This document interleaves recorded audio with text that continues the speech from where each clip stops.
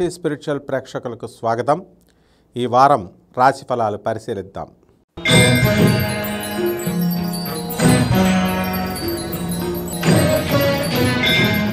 మేషరాశి. మేషరాశి వారికి ధనస్థానంలోకి రవి 14 మే నుంచి ప్రవేశం, అలాగే 1 జూన్ వరకు మీనరాశిలో ఉన్నటువంటి కుజుడు అనేకమైనటువంటి ఆటుపోట్లను ఈ మేషరాశి వారికి ఇస్తాడు. ఈ మేషరాశి వారు శత్రువులపై ఈ వారం విజయం సాధిస్తారు. శత్రుత్వాన్ని మిత్రత్వంగా మార్చుకుంటారు. ఇంకా మీకు మీ బిడ్డల యొక్క వివాహాలు మీ యొక్క శత్రువుల యొక్క పిల్లలతో వాళ్ళు ఆ వివాహ ప్రస్తావన తీసుకొచ్చినప్పుడు ఆ శత్రుత్వం మర్చిపోయి వివాహ సంబంధాలు మాట్లాడుకోవడానికి అవకాశాలు ఉంటాయి. అయితే ఇప్పుడు మోఢం జరుగుతోంది కాబట్టి వివాహాలు చేయలేరు.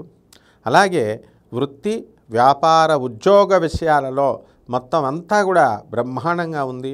వీళ్ళకి అధికమైనటువంటి ఆదాయం రావడానికి అవకాశాలు ఉన్నాయి. ఉద్యోగులకు, ప్రైవేట్ ఉద్యోగస్తులకి, గవర్నమెంట్ ఉద్యోగస్తులకి జీతభత్యాలన్నీ కూడా వీళ్ళకి ఇచ్చేయడం జరుగుతుంది. మేనేజ్మెంట్లన్నీ కూడా వీళ్ళని చక్కగా గుర్తించి వీళ్ళ యొక్క ప్రతిభకు తగినటువంటి పురస్కారాన్ని చేయడానికి అవకాశాలు ఉంటాయి. అలాగే ఎలక్షన్లో పోటీ చేసినటువంటి ఈ యొక్క మేషరాశి వారు ఎవరైతే ఉన్నారో వాళ్ళందరూ కూడా మరి గెలవడానికి వాళ్ళ యొక్క సన్నద్ధాలు అన్నీ కూడా మరి చేసుకోవడం జరుగుతుంది. అలాగే మరి ఎలక్షన్స్లో చక్కటి విజయాలు పొందడానికి అవకాశాలు వీరికి పుష్కలంగా ఉన్నాయి. అలాగే ఈ యొక్క రైతుల దగ్గరికి వచ్చేసరికి ఇప్పుడు మరి ఎండాకాలం, అందువలన చక్కగా వేరుశనగ పంట, కూరగాయలు, టమాటాలు ఇలాంటివి పెంచడానికి మంచి సమయం. అలాగే ఈ యొక్క కన్స్ట్రక్షన్ కంపెనీలు ఏమైతే ఉన్నాయో అటువంటి వాళ్ళ ఈ వారం తమ ఫ్లాట్లు అమ్ముడైపోతాయేమో అని ఎదురు చూస్తారు. కానీ కొద్దిగా కదలడం అనేటటువంటిది జరుగుతుంది. రేట్లు బాగా ఎక్కువ చెప్పడం వల్ల కస్టమర్స్ భయపడతారు కాబట్టి తగ్గించి చెప్పండి. అలాగే ఈ యొక్క రియల్టర్స్ ఎవరైతే ఉన్నారో అటువంటి ఏజెంట్స్ అందరికీ కూడా మంచిగా ఇంతవరకు మేము స్థలాలు అమ్మలేకపోతున్నామని బాధపడేటటువంటి వాళ్ళంతా కూడా కొంచెం ముందుకు వెళ్ళి అమ్మడం అనేటటువంటిది జరుగుతాయి. అయితే ఈ యొక్క మేషరాశి వారికి విదేశాలకు వెళ్ళాలనుకునేటటువంటి వాళ్ళందరికీ కూడా ఇది మంచి సమయం. మరి ప్రైవేట్ ఉద్యోగస్తులు అవనియండి, సాఫ్ట్వేర్ ఉద్యోగస్తులు అవనియండి, మేము విదేశాలకు వెళ్ళాలండి అని అనుకునేటటువంటి వాళ్ళందరి కళలు కూడా ఈ వారంలో పూర్తి అవడానికి అవకాశాలు ఉంటాయి. అలాగే మొన్న 10వ క్లాసు సిబిఎస్ఈ, ఎస్ఎస్సి, ఇంటర్మీడియట్ ఈ పరీక్షల్లో మరి ఈ మేషరాశి వారంతా కూడా అత్యద్భుతంగా వాళ్ళ యొక్క ప్రతిభను చూపించి అధికమైనటువంటి మార్కులు సంపాదించారు. మరి అటువంటి వాళ్ళంతా కూడా మంచి కాలేజీల్లో వాళ్ళకి అడ్మిషన్లు రావడానికి విద్యార్థులకు అవకాశాలు ఉన్నాయి. అలాగే పోటీ పరీక్షల్లో రాసేటటువంటి విద్యార్థులు ఎవరైతే ఉన్నారో అటువంటి వాళ్ళంతా కూడా అద్భుతంగా వీళ్ళు పరీక్షలు రాయడం, మరి ఎన్ఓఎస్ఎల్ లాంటి ప్రైవేట్ ఎగ్జామ్స్ ఉన్నాయి. మరి ఆ ఎగ్జామ్స్లో కూడా అంటే ప్రైవేట్గా ఇంటర్మీడియట్ రాయడం, ప్రైవేట్గా 10th రాయడం, వీటిలో కూడా మంచి ఫలితాలు అనేటటువంటివి జరుగుతాయి.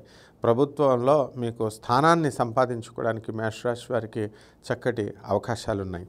అయితే లాభంలో ఉన్నటువంటి ఈ యొక్క శని ప్రభావం వలన చక్కగా తిరుగుతూ ఉండాలి.